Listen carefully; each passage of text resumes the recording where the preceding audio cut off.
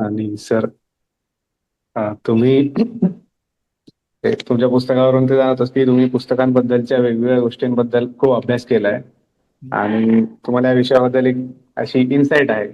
तर पुस्तकांबाबत असे काही विषय आहेत का की ज्यांच्याबद्दल अजून अभ्यास व्हायला हवा असं तुम्हाला वाटतं? मी मगाशी म्हटलं की विषयांची विविधता वाढलेली आहे. ते हम्म. बरोबर आहे. पण ही विविधता जी वाढलेली आहे ती साधारणपणे स्वानुभव, ललित वाङ्मय किंवा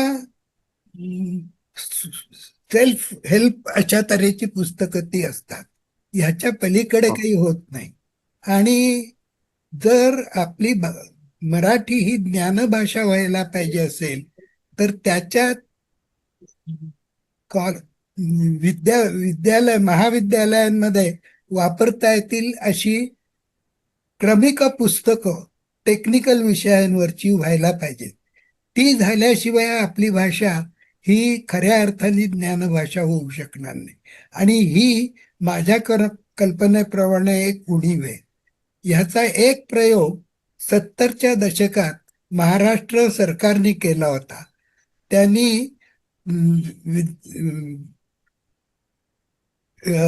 एक मंडळ स्थापलं होतं की ज्याच्यातर्फे टेक्निकल पुस्तकं ही मराठीतून प्रकाशित होतील.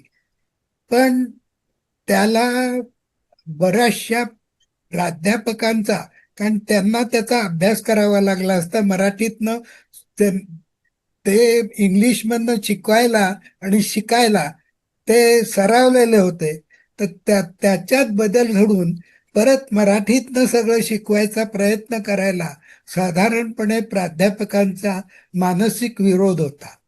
तर आपल्याला जर मराठी ज्ञानभाषा व्हायला पाहिजे असेल तर विद्यार्थ्यांची आणि प्राध्यापकांची मानसिकता त्या दृष्टीने बदलायला पाहिजे. अशी पुस्तकं झाल्याशिवाय मराठी ही ज्ञानभाषा होणार नाही. त्या पुस्तकांची उणीव ही मला जाणवते. आणि सर, पुस्तकांविषयीची पुस्तकं या या प्रकारच्या पुस्तकांचं काय वैशिष्ट्य किंवा वेगळेपण आहे असं तुम्हाला वाटतं? आणि अशा प्रकारचं तुमचं आवडीचं कुठलं कुठलं पुस्तक आहे का? हो, सांगतो. हो. अं, मुळात ज्या पुस्तकाचा विषय हा पुस्तक, प्रकाशक, लेखक किंवा त्याची निर्मिती ह्याच्याशी संबंधित असेल असं पुस्तक म्हणजे पुस्तकाची अं, पुस्तकावरील पुस्तक किंवा बुक्स ऑन बुक्स. पण ह्याच्यातलं मी इंग्लिश मधलं साधारण 80च्या दशकात वाचलेलं एक पुस्तक हे कायम माझ्या लक्षात राहिलेलं आहे. ते म्हणजे 84 चारिंग क्रॉस लेन रोड नावाचं पुस्तक होतं. ते हेलन हाम नावाच्या बाईने लिहिलं होतं. आणि त्याच्या त्या पुस्तकात ब्रिटनमधल्या एका मार्क बुक्स नावाच्या पुस्तकाचं दुकानाचं वैशिष्ट्य असं होतं की ते दुर्मिळ आणि सहसा न मिळणारी जुनी पुस्तकं मिळवून देत असत. तर या न्यूयॉर्कमध्ये असलेल्या बाईंनी त्यांना पत्र लिहिलं की मला अमुक अमुक 2 पुस्तकं हवी आहेत आणि ती पुस्तकं जर तुम्ही त्याची जर $5च्या आत किंमत असेल तर मला थेट पाठवून द्या, मला परत विचारायची जरूर नाही. आणि त्यांनी एक पुस्तक त्यातलं त्यांना लगेच पाठवलं. आणि त्यानंतर त्या बाई आणि मार्क बुक्स यांचा कायमचा 20 वर्ष पत्रव्यवहार चालू होता. वेगवेगळी पुस्तकं येत होती, जात होती. आणि त्याबद्दल त्या बाईंनी हे पुस्तक लिहिलेलं आहे. 84 चारिंग क्रॉस रोड हे त्या मार्क बुक्सचा पत्ता होता. आणि ते पुढे 20 वर्षांनी जवळजवळ त्या बाई इंग्लंडमध्ये आल्या आणि मुद्दाम त्या पुस्तकाच्या दुकानाला भेट भेट दिली. आणि त्यातनं खूप चांगला संवाद निर्माण झाला. ते पुस्तक इतकं गाजलं त्यावेळेला की त्यांनी त्याच्यावर बीबीसीनी विशेष शो केला, त्याच्यावर नाटक झालं, त्याच्यावर सिनेमा सुद्धा झाला. तर ते पुस्तक माझ्या कायम लक्षात राहिलेलं आहे. अलीकडे वाचलेल्या पुस्तकांमध्ये प्रोफेसर अँड द मॅडमॅन नावाचं पुस्तक आहे. ते आहे खरं म्हणजे ऑक्सफर्ड डिक्शनरी बद्दल.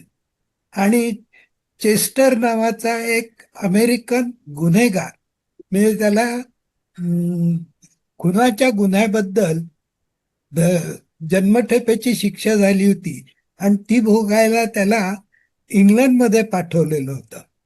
तिथे तो एका ल्युनॅटिक हाऊसमध्ये होता आणि जेम्स मुरे हे जे ऑक्सफर्ड डिक्शनरीचे एडिटर, त्यांना त्यांनी 20,000 शब्द किंवा सूचना पाठवल्या आणि त्यामुळे मुरेंना त्याच्याबद्दल फार कौतुक वाटलं आणि ते त्याला मुद्दाम भेटायला त्याच्या पत्त्यावर गेले. तर तो ल्युनॅटिक हाऊस होतं ते, आणि पुढेही त्यांनी संबंध राहिले. पण प्रोफेसर म्हणजे जेम्स मुरे आणि ल्युनॅटिक म्हणजे मी मगाशी सांगितलं तो. तर ह्या सगळ्या हे सगळं चालू राहिलं, म्हणून ते पुस्तक हे डिक्शनरी बद्दल म्हणा किंवा बुक्स ऑन बुक्स मध्येच आहे. तसंच अलीकडे मी एक पुस्तक वाचलं, ते म्हणजे सारा नावाच्या बाईंनी द डिक्शनरी पीपल नावाचं पुस्तक लिहिलेलं आहे आणि ते सुद्धा ऑक्सफर्ड डिक्शनरी बद्दलच आहे. ऑक्सफर्ड डिक्शनरीच्या साधारण 1870-79 साली ते काम सुरू झालं आणि पहिला व्हॉल्यूम 1920 नंतर प्रकाशित झाला. त्या काळात त्यांनी त्यावेळेला अपील असं केलं होतं की लोकांनी त्यांना माहिती असलेले शब्द किंवा एखाद्या विषयातले विशेष शब्द हे पाठवावेत. आणि त्याप्रमाणे त्यांच्याकडे खूप स्लिप्स येत होत्या, एका ठराविक पद्धतीने भरलेल्या या स्लिप्स येत होत्या. तर त्या प्रत्येक स्लिप, या सगळ्या स्लिप्स या ऑक्सफर्ड युनिव्हर्सिटी प्रेसच्या खालच्या तळघरात ठेवलेल्या होत्या. या सारा ऑगिल्वी नावाच्या बाई त्या तिथे एडिटर होत्या काही काळ. त्यांना एक दिवस त्या खालच्या दालनात गेल्या, तळघरात, आणि तिथे त्यांना त्या स्लिप्स दिसल्या आणि त्यांना एक खजिना सापडल्यासारखा वाटला. मग त्यांनी त्या सगळ्या स्लिप्सचं, त्याचे जे कॉन्ट्रीब्युटर्स होते, जे पाठवणारे होते, त्यांची वेगवेगळ्या पद्धतीने हा हा काय खुनी आहे, हा काय लुनाटिक आहे, हा काय प्रोफेसर आहे, असे त्यांची विभागणी केली आणि त्याप्रमाणे प्रत्येकाचं काय कॉन्ट्रीब्युशन आहे हे त्यांनी लिहिलं. तर त्याचे 20-25 चॅप्टर्स आहेत, A to Z चॅप्टर्स आहेत 26, आणि त्या प्रत्येक ह्याला त्यांनी टायटिल वेगळं दिलेलं आहे. आणि त्या प्रकारची पुस्तकं, त्या त्या व्यक्तींनी सुचवलेली पुस्तकं, त्यांचा आणि ऑक्सफर्ड युनिव्हर्सिटीचा झालेला पत्रव्यवहार, हे सगळं त्याच्यात आलेलं आहे. फार इंटरेस्टिंग पुस्तक आहे. आणि आणखीन एक पुस्तक मला तुम्हाला, असं पुस्तक आपल्याकडे विचारही केला जाणार नाही कदाचित, the book on the bookshelf. म्हणजे पुस्तकाची मांडण्या कशा असत याच्या वरती हेनरी पेट्रोस्की नावाच्या यांनी लिहिलेलं पुस्तक आहे. आणि त्याच्यात थेट स्क्रोल्स, पूर्वी पुस्तकांची अशी गुंडाळ्या असत, तर त्या गुंडाळ्या कशा ठेवत असत इथपासून त्या अलीकडच्या काळातल्या लायब्ररीज मध्ये कशी मांडणी असते, कशी शेल्फ्स असतात, त्यांचे किती पद्धतीने त्यांचा वापर करण्याच्या दृष्टीने कसा उपयोग केलेला असतो वाचकांचा, हे सगळं या पुस्तकात आहे. आणि हे अं, मला हे वाचल्यानंतर माझ्या डोक्यात आलं की आपण म्हणतो की नालंदा विद्यापीठात 9 लाख पोथ्या होत्या. त्या कशा ठेवल्या होत्या? त्यांचं त्यांचं वर्गीकरण कसं केलेलं होतं? त्या कुठे होत्या? ह्याचा काही आपल्याला कुठे पत्ता लागू शकत नाही. तर या संबंधी आपल्याकडे काही अभ्यास झालेला दिसत नाही. अशी काही पुस्तकं मला विशेष महत्वाची वाटतात. हो. आणि सर, आपण मुलाखतीपूर्वी बोलत होतो की तुम्ही मला सांगितलं की तुम्ही एक पुस्तक लिहित आहात, एक चरित्र. त्याबद्दल थोडक्यात सांगू शकाल? हो. हो. अं,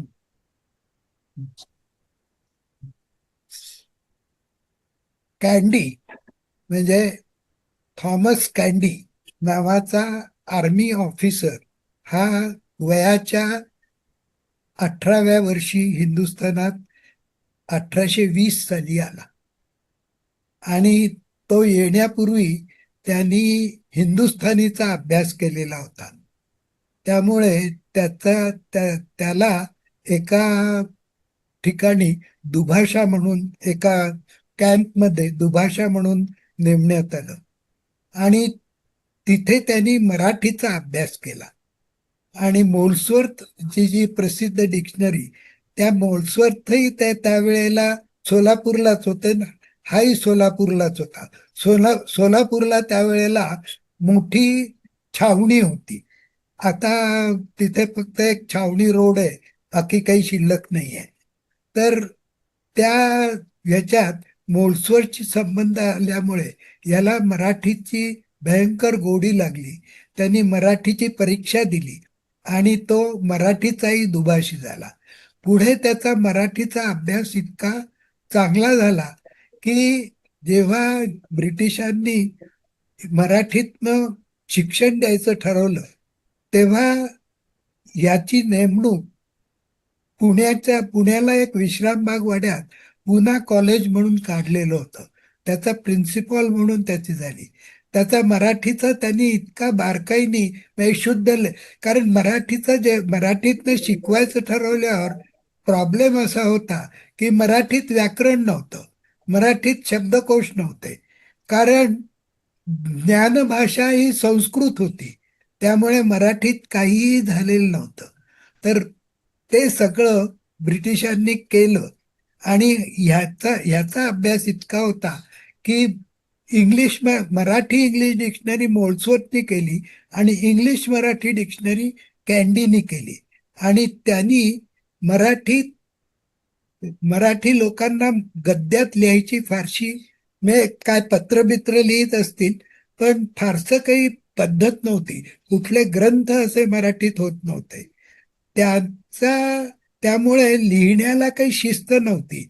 ऱ्हस्व दीर्घ, जोड शब्द किंवा प्रयोग, व्याकरण हे काही बघितलं जात नसे. त्यामुळे जसं ज्याच्या मनाला येईल तसं तो लिहित असे. ते अत्यंत वाचायलाही कठीण व्हायचं, आणखीन समजायलाही कठीण व्हायचं. तर असं टेक्स्टबुक्सला असं चालणार नव्हतं. म्हणून यांनी त्याचा अभ्यास केला. यांनी पहिली 6 पुस्तकं तयार केली टेक्स्टबुक. आणि त्यावेळेला जी दक्षिणा प्राईज म्हणून योजना ब्रिटिशांनी केलेली होती की मराठीत नव्याने मराठीत काही लिहिणाऱ्यांना, विशेषतः नवज्ञान म्हणजे पाश्चात्य ज्ञान, तिथलं शास्त्र वगैरे लोकांना माहिती होईल ह्याच्यासाठी जे काही लिखाण करत असत, अशा पुस्तकांना ते अनुदान देत असत. त्याचप्रमाणे चांगली लिहिलेली पुस्तकं जी असतील ती ते खरेदी करत असत. तर यासाठी ती पुस्तकं आधी तपासली जावी लागायची. हे काम कायम हा करत होता. म्हणजे ते वयाच्या 76व्या वर्षापर्यंत तो इथे करत होता. आणि तो 77व्या वर्षी महाबळेश्वरला मरण पावला. तर ह्याचं जे म्हणजे आपल्याकडे जी विरामचिन्ह आहेत, ती विरामचिन्हांची परिभाषा म्हणून त्यांनी एक छोटी पुस्तिका लिहिली आणि मराठीत विरामचिन्हांचा वापर सुरू करायला मदत केली. आणि त्याची जी पूर्णविराम, स्वल्पविराम ही जी नावं आहेत तीही त्यांनी दिलेलीच आहेत. तर अशा माणसाचं आज मराठी सर्वसामान्य माणसाला काहीच माहिती नाहीये. तर ती माहिती व्हावी म्हणून मी त्याच्या जीवनावर कादंबरी लिहितोय. आणि साधारणपणे कधी प्रकाशित होईल की म्हणजे? कठीण आहे, पण माझी अशी इच्छा आहे की पुढच्या वर्षी ती प्रकाशित व्हावी आणि मी त्याप्रमाणे काम करतोय. हो. थँक्यू, तुम्ही मुलाखत दिली आणि मला वाटतं मुलाखत खूप छान झाली आहे. आणि सरांचं जे पुस्तक आहे ग्रंथगप्पा, ते पुस्तक विकत घेण्याची लिंक मी या व्हिडिओच्या डिस्क्रिप्शन मध्ये देत आहे. ज्यांना इंटरेस्ट आहे ते चेक करू शकता. Thank you sir. थँक्यू. थँक्यू.